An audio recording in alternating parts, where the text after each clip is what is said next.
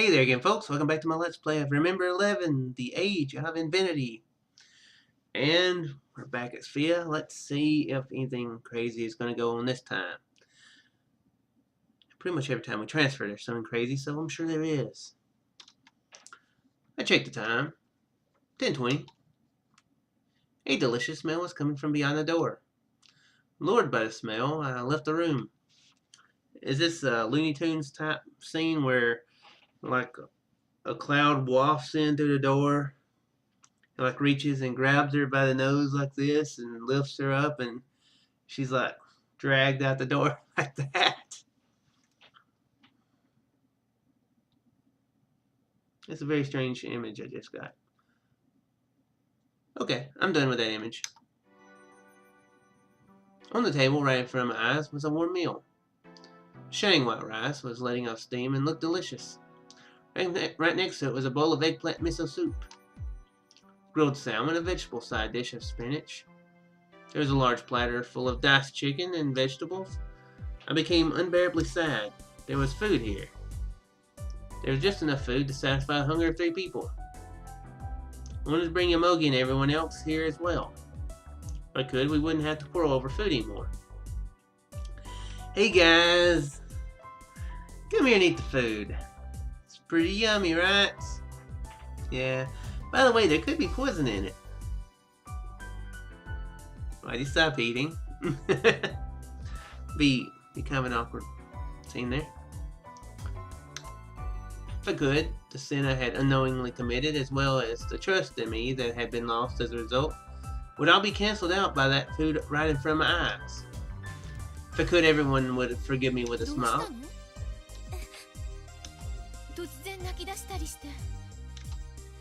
From where she sat across from me, Asumi raised her eyebrows and peered into my face. Uni and Hattori were sitting at the other end of the dining table. Is everybody acting as they have? They ignoring the whole scene in the basement? Like where she accused Hattori of murder and that she would want to murder more people, and that all the stuff that happened. She was right. There were tears running down my cheeks. The 2 of them stared at me in surprise as I had unexpectedly started crying.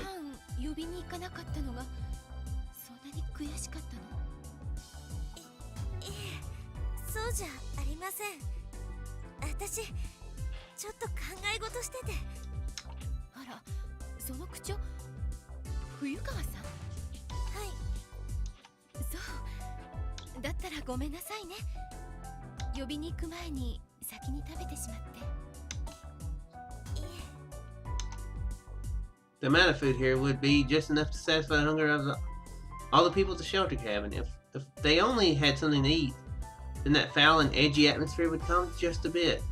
I felt that the personality exchange was an extremely cruel thing. Even though I don't want to admit it, I was only fooled because I had eaten 3 people's shares of hardtack back at the shelter cabin, leaving the others starving. However, it seemed that Satoru was hungry. Right now, it feels like I'm starving.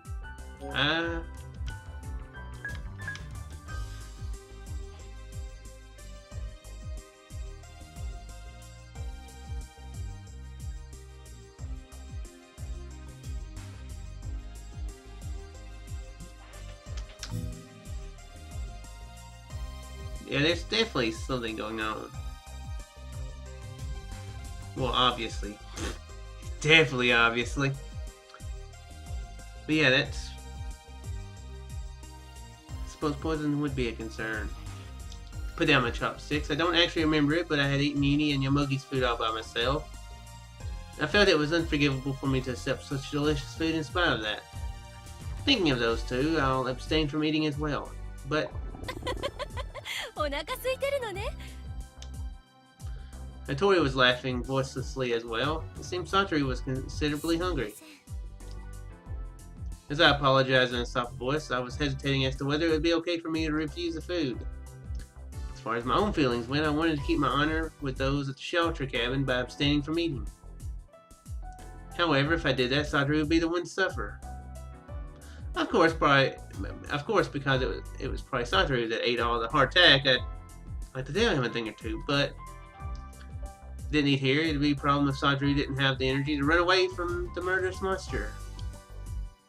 Picked up chopsticks with mixed feelings. I'll eat it. Okay. So we're not worried about poison anymore? Is that a thing of the past? Has the poison fad faded? Oh, the murderer was into poison for a while, but he kind of like, I want to move on to another technique. That's like old school. It's like, I don't know, floppy disks. So old school, that poison.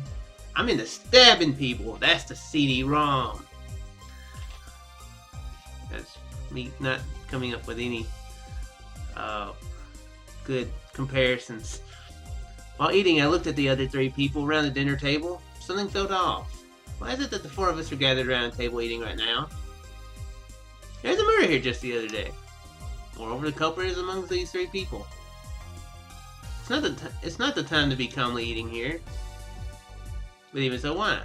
Did they decide that it'd be safer for everyone to just eat it all together? To prevent any one of us from being poisoned, everyone should be seen eating the same thing? That's when I remembered. That's right, Satoru was poisoned.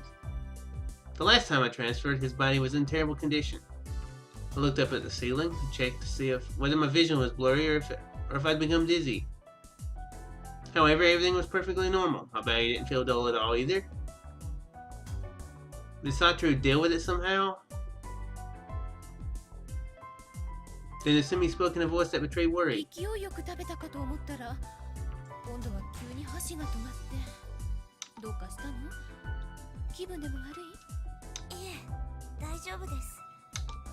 Panicking, I shook my head.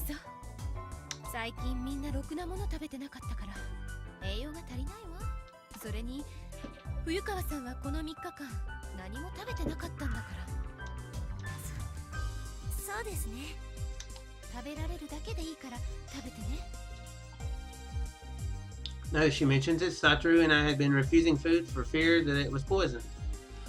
It'll be okay for me to eat now. Actually, I've already eaten some. It's too late. Sorry, Satoru. If you die from this, please forgive me. Please, please don't let there be any poison in it. Yeah, he's only like made her starve to death at the shelter cabin, her and the other guys, so. Revenge the... Tori took some of the diced chicken and vegetables from the large platter and put it in Yuni's bowl. Yuni grabbed it with his chopsticks without showing any hesitation. Swallowing down a piece of bamboo shoot, Yuni glanced up at me startled. Tori served herself from the same platter, then brought the food to her mouth. Oh, okay. That's what she's worried about. It wasn't any sign that it was poisoned. Gathering my resolve, I decided to continue with the meal. The food that Usumi had made was very delicious. The atmosphere at the table was peaceful and happy as well. Yuni ate a lot and talked a lot as well. Usumi too answered them with a laugh. Tori was sitting beside Yuni, nodding at their conversation with a smile. It was like the meal we had on the first day. It was almost like the murder that had taken place was just a lie. A bad dream of a world far away. However, there was something different from the meal on the first day as well. When I casually called out to him, Yuni flinched and his body trembled with surprise. He stared at me with eyes full of fear.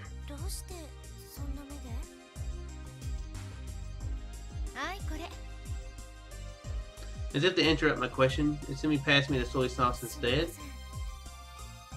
Yuni was oddly afraid of me. Satoru? That was the biggest difference. And there was one more difference. Tori lightly tapped Yuni on the shoulder. Tori pointed her finger at her own cheek. Tori shook her head as if troubled, then reached over to Yuni's cheek. There's a grain of rice stuck there. Tori puts it into her own mouth.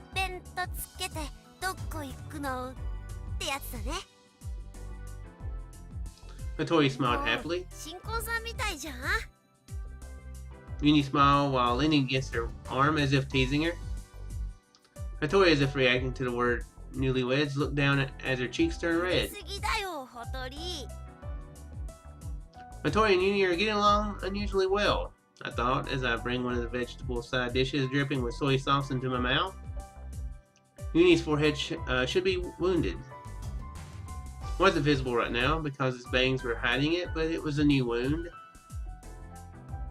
It had been unmistakably been inflicted by none other than Hattori. So then why wasn't Uni on his guard against Hattori? That actually is a good question. Why is it that rather than being scared of her, he seemed to be getting along with her so well? The meal ended, leaving behind that huge question. Put my hands together and mentally apologized while doing so. I'm sorry for being the only one to eat.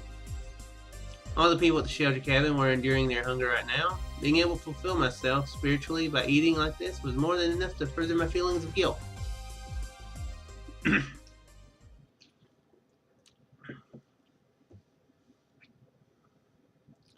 After the meal ended, I was the only one sitting at the dining table. Uni went into the living area as if avoiding me. He sat on the sofa playing with Hattori. I gazed at the two of them from the kitchen, while feeling a strong sense of alienation.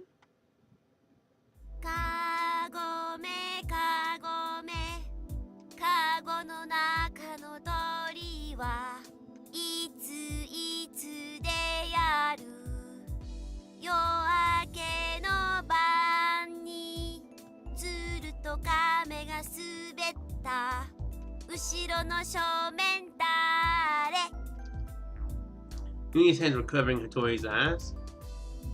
The two of them were singing Kagumi Kagumi by themselves. Hattori was crossing her arms and nodding as if pondering it.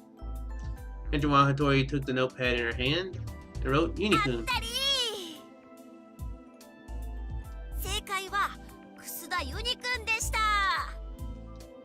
Letting out a voice full of joy, Uni lifted his hands away. Hattori was grinning and laughing as well.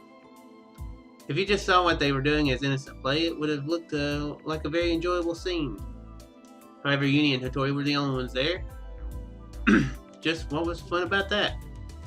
If you think about it, their play was kind of creepy. The Kagome song. It was a song Uni had sung to himself many times in the past. On the plane in the shelter cabin and in SPHIA.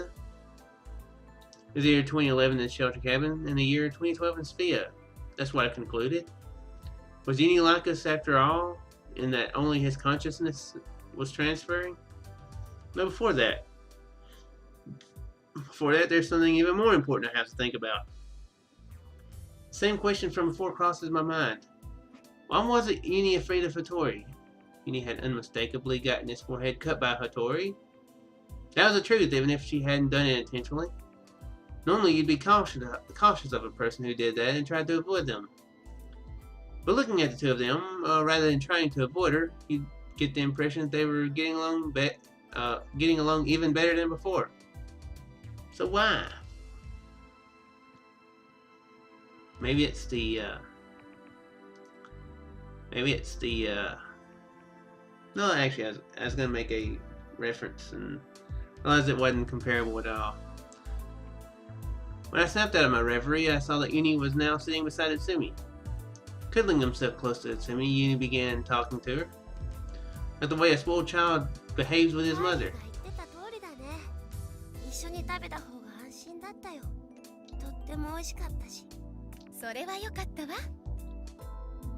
The two sat on the sofa saying that. What were they talking about, I wonder? It may have been about the same thing I felt during the meal, about the chance of poisoning decreasing when we eat together rather than apart. Uni was sticking even closer to Utsumi than necessary. Even so, Utsumi pats him gently, while narrowing her kind eyes and with an affectionate expression. The two looked as if they were truly mother and child. Uni muttered as he pressed his forehead against Utsumi's arm. Looked like he was trembling slightly.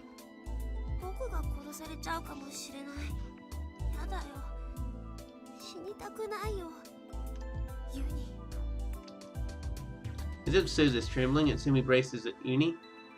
After brushing her lips against his hair, Utsumi nestles his face into her arms.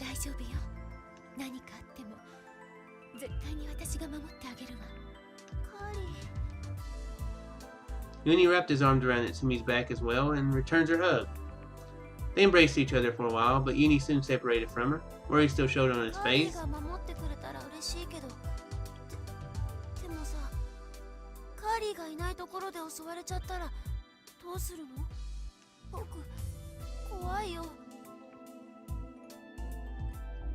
Utsumi looks at Uni with sad eyes and then she reached into her pocket. She took out something wrapped in paper with red lettering. Inside the wrapping was a charm.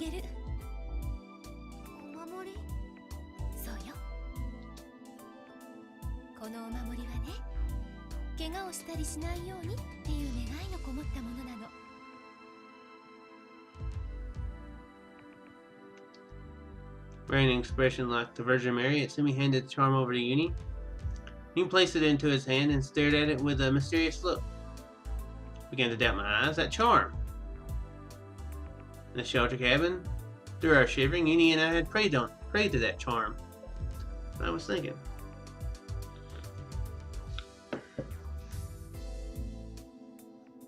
Is he just getting it now? Was I right in the what was it? The last one about the Uni at SPHIA actually being an earlier version of Uni than the shelter cabin?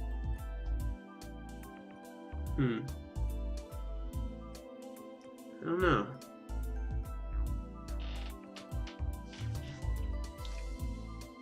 Why? What's going on? Utsumi speaks gently to Uni.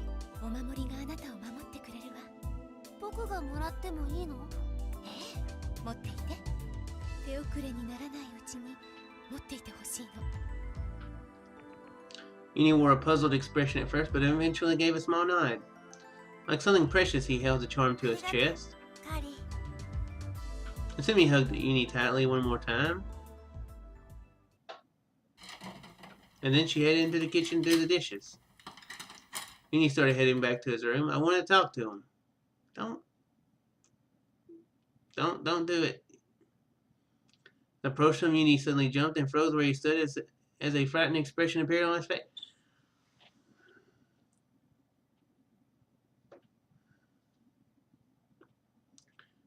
Is she not realizing that she's the only one that he's scared of?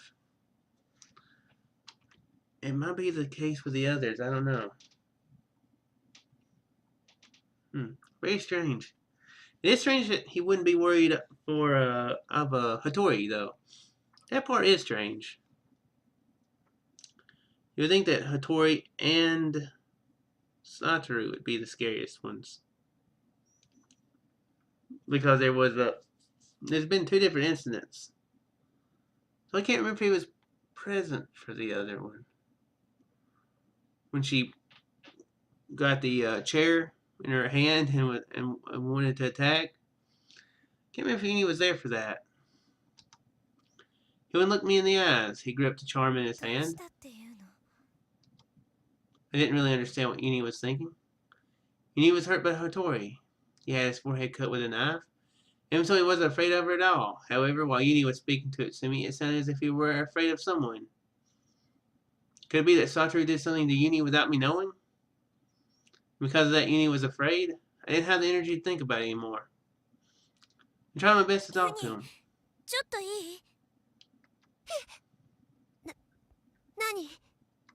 Uni held the charm to his heart as if turning a holy cross toward a vampire.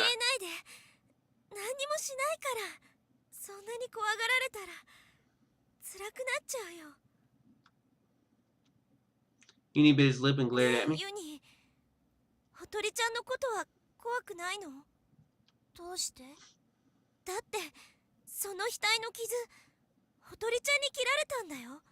Okay, this isn't exactly a smart thing for her to be bringing up. I'm just saying. Yeah, that's not exactly.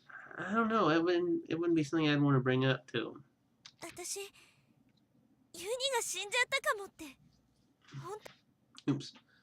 I saw Uni fall down with the blood spraying from his forehead. For a moment, I thought he was dead. Then the thought of Uni dying, even remembering that scene, makes me start to shiver ね all え、over. ほとりちゃんは怖くないの？ Uni stared at his toes for a moment, but finally raised his head with a resolute look on his 怖く face. ないよ。前より仲良しだよ。どうして仲良くなったの？ほとりは時々変になる。怖い顔する時もある。でも人を殺したりなんてしないから。殺したりしないって。Hattori is a thankfully rare murderous monster, the one who slaughtered 12 people in Ibushi Keiko. And he probably doesn't know about that. Uni gets too close to Hattori without knowing that he might be in danger. Yeah, don't. That could be a really awkward topic to breach. Confused over what to do, I try to tell him よく考 indirectly. えてみてよ。ほとりちゃんは男の人が死んでる部屋でほとりちゃんの人格は優しいかもしれないけど危ない本性があるかもしれないよ。 Uni starts to violently shake his head at my そん words. なことないよ。ほとりはあの男の人殺してない。どうしてそんなこと言えるの？だって僕見たんだ。何を？ Yeah, what'd you see? What'd you see, Uni? What'd you see? I have to find out what he saw in the next one. It's a good. It seems like a good cliffhanger there. I like it when the game does that. I have a bad feeling that, like I said, I think it's Satru that killed him. Why Keiko would have the knife, or Hattori would have the knife afterwards. I'm not sure. Definitely unsure on that. But yeah, I've got that feeling that it was Satru who did it. Like I said, it was probably out of self-defense, not actual malevolent intention. I mean, he wanted to save him, I figure. Then again, to be honest, we haven't. All we know of Sadru is through his words. But I still figure I still think he's probably an alright guy. So it was probably out of self-preservation or preservation of others that he would do such a thing. But we're gonna see what Uni saw in the next one. So I do hope you folks enjoyed, and I shall see you in the next one. Farewell there.